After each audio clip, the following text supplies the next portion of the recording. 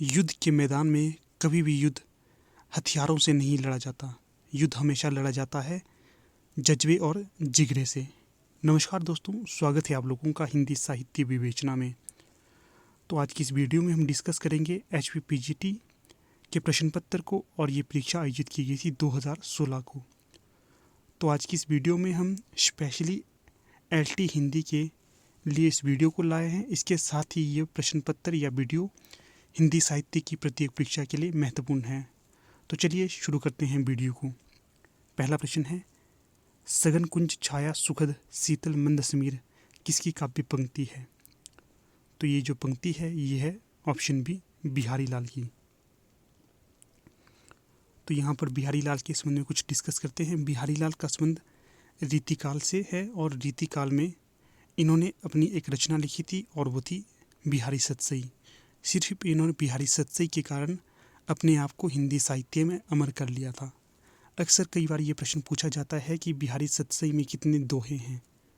तो जो बिहारी सतसई में दोहों की संख्या मानी जाती है तो वो है 713। अगला प्रश्न देखते हैं, खड़ी बोली को अन्य किस नाम से जाना जाता है? तो ये जाना जाता है कौरवी नाम से। अगला प्रश्न है, राजा लक्ष्मण सिंह किस तरह की हिंदी के पक्षधर थे? तो ये थे विकल्प नंबर सी, संस्कृतनिष्ठ हिंदी। अगला प्रश्न है चौथा, ध्वनि संप्रदाय के प्रवर्तक हैं? तो ये हैं विकल्प नंबर डी, आनंदवर्धन। और आनंदवर्धन का समय माना जाता है 9वीं शती। अगला प्रश्न है पांचवा, प्रतिभा को काव्य रचना में किसके अंतर्गत रखा जाता है? तो ये रखा जाता है काव्य हेतु के अंतर्गत, विकल्प नंबर बी। अगला प्रश्न है छठा, काव्यशास्त्रीय आचार्यों का कालक्रमानुसार सही अनुक्रम होगा? तो ये होगा विकल्प नंबर डी, अर्थात सबसे पहले वामन, इनका समय माना जाता है 8वीं शताब्दी। उसके पश्चात आनंदवर्धन, इनका समय माना जाता है 9वीं शती। उसके पश्चात अभिनवगुप्त, इनका समय माना जाता है 10वीं शती। और सबसे अंत में मम्मट, और इनका जो समय है वे माना जाता है 11वीं शती। अगला प्रश्न है सातवां, रस में साधारणीकरण के व्याख्याता कौन हैं?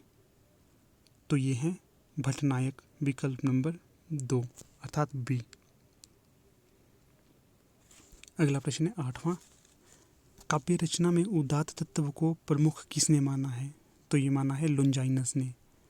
तो लुंजाइनस जो थे ये थे पाश्चात्य काव्यशास्त्र के प्रमुख विद्वान। अगला प्रश्न है नौवां, निर्व्यक्तिकता का सिद्धांत किसने प्रतिपादित किया था? तो ये किया था विकल्प नंबर बी, T.S. इलियट ने।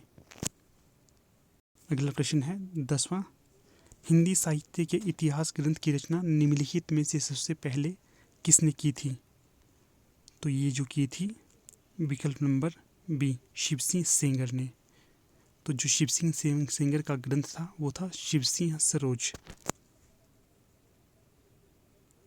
अगला प्रश्न 11वां, चंद बरदाई को हिंदी का प्रथम महाकवि किसने माना? तो ये माना था विकल्प नंबर ए, अर्थात रामचंद्र शुक्ल ने। जो रामचंद्र शुक्ल का इतिहास ग्रंथ है तो इसका नाम है हिंदी साहित्य का इतिहास, और इसका जो प्रकाशन वर्ष है तो वो है 1929। अगला प्रश्न है 12वां, मिश्र बंधुओं के अनुसार हिंदी का प्रथम गद्य लेखक है? तो ये है विकल्प नंबर बी, गोरखनाथ। अगला प्रश्न है 13वां, भला हुआ जो मारिया बिहिनी मारा कंतु पंक्ति की रचनाकार कौन है? तो ये है ऑप्शन बी, हेमचंद्र। अगला है, कविता कौमुदी के संग्रहकर्ता कौन है? तो ये हैं विकल्प नंबर डी, रामनरेश त्रिपाठी। अगला है 15वां, मिश्र बंधुओं में शामिल नहीं हैं? तो जो यहाँ पर मिश्र बंधुओं में शामिल नहीं होंगे तो वे हैं विकल्प नंबर सी, केशव बिहारी मिश्र। जो शामिल है वे है गणेश बिहारी मिश्र, श्याम बिहारी मिश्र, सुखदेव बिहारी मिश्र। तो यहाँ पर आपके लिए एक प्रश्न है, तो आपने बताना है जो मिश्र बंधुओं ने एक इतिहास ग्रंथ लिखा है तो उसका क्या नाम है और उसका प्रकाशन वर्ष क्या है। अगला प्रश्न है 16वां, भक्ति आंदोलन को ईसाइयत की देन कहने वाले इतिहासकार हैं। तो ये हैं जॉर्ज ग्रियर्सन। अगला प्रश्न है 17वां, तो यहाँ पर जन्म काल के अनुसार भक्त कवियों को अनुक्रम में रखना है। तो जो यहाँ पर सही उत्तर होगा, तो वैसे तो यहाँ पर कोई भी सही उत्तर नहीं होगा क्योंकि सभी अलग अलग उत्तर हैं। जो यहाँ पर सही उत्तर होना था तो वो होना था, सबसे पहले आना था सूरदास ने। सूरदास का समय माना जाता है 1478। उसके पश्चात आना था मीराबाई ने। मीराबाई का समय है 1516 के आसपास। उसके पश्चात आना था तुलसीदास ने। तुलसीदास का समय माना जाता है 1532 के आसपास। और जो सबसे अंत में आना था दादू दयाल ने, 1544 में इनका समय माना जाता है। पर यहाँ पर इस तरह का कोई भी विकल्प नहीं है। अगर आप मानना चाहो तो विकल्प नंबर बी को मान सकते हो। अगला प्रश्न है 18, मन मेरा सुई तन मेरा धागा काव्य पंक्ति किस संत कवि की है? तो ये है विकल्प नंबर सी, नामदेव की। अगला प्रश्न है 19, निम्नलिखित में से कासिम शाह की रचना है? तो ये है हंस जवाहिर, विकल्प नंबर ए। कासिम शाह का संबंध सूफी प्रेम काव्य धारा से रहा है। अगला प्रश्न है 20, आकाश धर्मा गुरु किसे कहा जाता है? तो ये कहा जाता है विकल्प नंबर बी, रामानंद को। और रामानंद के 12 प्रसिद्ध शिष्य माने जाते हैं। उनमें जो सबसे प्रसिद्ध थे वे थे कबीर और रैदास। अगला प्रश्न है 21, निम्बार्काचार्य का संबंध किस दर्शन से है? तो ये है द्वैताद्वैतवाद से, विकल्प नंबर सी। अगला प्रश्न है 22, सुरतीय नृत्य नागतीय सब चाहती असी होए, गोद लिए हुलसी फिरे तुलसी सो सूत होए। तो जो ये दोहा है ये किस कवि का है? तो ये दोहा है रहीम का, विकल्प नंबर सी। अगला प्रश्न है युक्ति तरंगिणी के रचनाकार कौन है? तो ये हैं विकल्प नंबर सी, कुलपति मिश्र। अगला है 24, भारतेंदु की कौन सी रचना प्यार छंद में लिखी गई है? तो ये लिखी गई है प्रेम सरोवर, विकल्प नंबर सी। अगला प्रश्न है 25, खड़ी बोली का प्रथम स्वच्छंदतावादी कवि है? तो ये है ऑप्शन ए, श्रीधर पाठक। अगला है 26, शुक्ल जी के अनुसार मैथिली शरण गुप्त हैं? तो ये हैं सामंजस्यवादी कवि, विकल्प नंबर डी। अगला प्रश्न है 27, प्रकाशन काल के अनुसार निम्नलिखित कृतियों का सही अनुक्रम है? तो ये होगा विकल्प नंबर बी, ग्रंथि, आंसू, यामा और बेला। बी सही जवाब होगा। अगला प्रश्न है 28, तार सप्तक के कवियों में शामिल नहीं थे? तो ये थे विकल्प नंबर डी, शमशेर बहादुर सिंह। तो जो तार सप्तक में शामिल कवि थे, तो यहाँ पर मैं आपको बता दूं, तार सप्तक का अर्थ होता है जो सबसे पहले प्रकाशित तार सप्तक हुआ था, अर्थात जो 1943 में प्रकाशित तार सप्तक हुआ था, तो उसमें निम्न में से कौन सा कवि शामिल नहीं था? तो जो यहाँ पर नहीं था वो था शमशेर बहादुर सिंह, क्योंकि जो शमशेर बहादुर सिंह थे ये थे दूसरे तार सप्तक के कवि, ना कि पहले के। तो जो इसमें शामिल कवि थे वे थे अज्ञे, नेमिचंद्र जैन और रामविलास शर्मा। अगला प्रश्न है 29, नई कविता नाम किसके द्वारा दिया गया है? तो ये दिया गया है ऑप्शन ए, सच्चिदानंद हीरानंद वात्स्यायन अज्ञे के द्वारा। अगला है 30, हिंदी कविता संदर्भ और प्रकृति आलोचना पुस्तक के लेखक हैं? तो ये हैं विकल्प नंबर ए, देवी शंकर अवस्थी। अगला प्रश्न है 31, फोर्ट विलियम कॉलेज कलकत्ता की स्थापना कब हुई थी? तो ये हुई थी विकल्प नंबर ए, अर्थात 1800 ईस्वी में। अगला है 32, प्रजा हितैषी अखबार कहाँ से निकलता था? तो ये निकलता था आगरा से, विकल्प नंबर सी। अगला प्रश्न है प्रसाद का कौन सा नाटक राजतरंगिणी पर आधारित है? तो ये है विशाख, विकल्प नंबर ए। बाकी कामना, करुणालय और अजातशत्रु ये भी प्रसाद जी के प्रसिद्ध नाटक हैं। अगला प्रश्न है 34, धरती धन्ना अपना उपन्यास के लेखक हैं।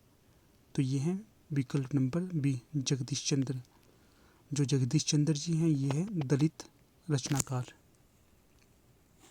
अगला है 35, रिपोर्ताज किस भाषा का शब्द है।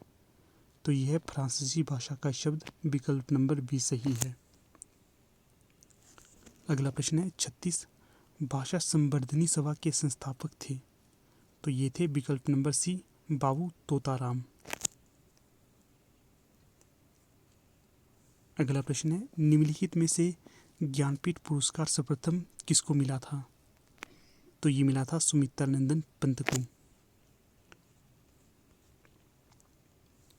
अगला प्रश्न है 38, निम्नलिखित में से बंगाल के अकाल पर आधारित उपन्यास है। तो ये है विषाद मठ। विकल्प नंबर डी। अगला है 39, कहानी नई कहानी पुस्तक के लेखक हैं। तो ये है विकल्प नंबर सी, नामवर सिंह। अगला है 40, हिंदी में सानेट का प्रयोग सर्वप्रथम किसने किया। तो ये किया था विकल्प नंबर बी, त्रिलोचन शास्त्री ने। अगला है 41, प्रति परिकथा उपन्यास के लेखक हैं। तो ये हैं विकल्प नंबर बी, फणीश्वरनाथ रेणु। इन्हें आंचलिक उपन्यासकार के तौर पर भी जाना जाता है। अगला है 42, आस्था के चरण किसके निबंधों का संग्रह है। तो यह है विकल्प नंबर डी, डॉक्टर नगेंद्र। अगला है 43, हिंदी की प्रथम दलित आत्मकथा है। तो ये है शिकंजे का दर्द। विकल्प नंबर बी। तो दोस्तों एक बार प्रश्न को फिर से पढ़ते हैं। हिंदी की प्रथम दलित आत्मकथा है। तो जो यहाँ पर सही जवाब होगा वो होगा विकल्प नंबर 3, ना कि विकल्प नंबर बी। विकल्प नंबर 3 है अपने अपने पिंजरे। 43 का सी। अगला प्रश्न है 44, निम्नलिखित में से प्रेमचंद का जीवनीकार नहीं है। तो ये होगा विकल्प नंबर बी, हंसराज रहबर। बाकी अमृत राय, शिवरानी देवी, मदन गोपाल, ये तीनों प्रेमचंद के जीवनीकार हैं। इन्होंने मुंशी प्रेमचंद पर जीवनी लिखी हुई है। अगला प्रश्न है 45, जमीन पक रही है काव्य संकलन के रचनाकार हैं। तो ये हैं केदारनाथ सिंह। यहाँ पर दोस्तों आपको एक बात बता दूं, अक्सर यहाँ पर ऑप्शन में कई बार केदारनाथ अग्रवाल भी दिया जाता है, जिससे बच्चे कंफ्यूज हो जाते हैं और वे केदारनाथ अग्रवाल पर टिक लगा देते हैं। पर जो यहाँ पर सही जवाब होगा वो होगा केदारनाथ सिंह। अगला प्रश्न है 46, निम्नलिखित में से आत्मजयी के रचनाकार हैं। तो ये हैं कुंवर नारायण। विकल्प नंबर बी। अगला प्रश्न है 47, निराला की निम्नलिखित रचनाओं में से किस रचना को हिंदी का शोक गीत कहा जाता है। तो ये कहा जाता है सरोज स्मृति को। और सरोज स्मृति इन्होंने 1935 में लिखी थी और ये लिखी थी इन्होंने अपनी पुत्री की याद में, जिसकी अति छोटी सी आयु में मृत्यु हो गई थी, जिस कारण इन्हें ये गीत लिखना पड़ा था। अगला है 48, प्रगतिशील लेखक संघ का प्रथम अधिवेशन किस शहर में हुआ था। तो ये हुआ था लखनऊ में। विकल्प नंबर डी। और इस प्रगतिशील लेखक संघ की जो अध्यक्षता की थी ये की थी मुंशी प्रेमचंद जी द्वारा। अगला है 49, यात्री नाम से कविताएं लिखने वाले रचनाकार थे। तो ये थे नागार्जुन। विकल्प नंबर ए। आज का हमारा अंतिम प्रश्न है 50, स्वर्ग की झलक एकांकी के रचनाकार हैं। तो ये हैं उपेंद्र नाथ अश्क। तो ठीक है दोस्तों, यहाँ पर हम अपनी वीडियो का समापन करते हैं। जल्द ही हम आपके समक्ष एक और नई वीडियो लेकर आएंगे। तब तक के लिए धन्यवाद।